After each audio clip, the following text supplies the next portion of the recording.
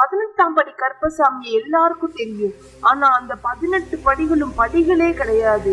மாந்திரிகம் செய்யற மந்திரவாதிகள் தான் அந்த 18 படிகள். அவங்க மேலதான் நம்ம கருப்பசாமி உட்கார்ந்துருப்பாரு. பாண்டிய நாட்டுல இருக்கிற அழகர் கோவிலுக்கு சேர நாட்டு மன்னன் வந்தான். கோவில 2 மன்னர்களும் பார்க்க போனாங்க. ஆனா இந்த கள்ளழகர் சிலை மேல கேரள நாட்டு மன்னனுக்கு ஒரு பெரிய கண்ணு. தன்னோட நாட்டுல போய் ஆலோசிக்கிறான். அப்போ அமைச்சர் அது சக்தி வாய்ந்த சிலை, அதை தூக்கிட்டு வர்றது கஷ்டம்னு சொல்றாரு. உடனே சக்தி வாய்ந்த 18 மந்திரவாதிகளை ஏற்பாடு பண்றான். மந்திரவாதிகள் சொல்றாங்க, அந்த கடவுள் ரொம்ப சக்தி வாய்ந்தவரு, மாந்திரிகம் தாந்திரிகள்லாம் செஞ்சு அவரை கட்டுப்படுத்தி தான் அந்த சிலையை தூக்கிட்டு வரணும்னு சொல்றாங்க. நாங்க தூக்கிட்டு வர்றதுக்கு எங்களுக்கு துணையா ஒரு சாமி வேணும்னு கேக்குறாங்க. மன்னனும் கருப்பசாமிய உங்க துணைக்கு அனுப்புறேன், ஆனா நீங்க திருட போறதுன்றது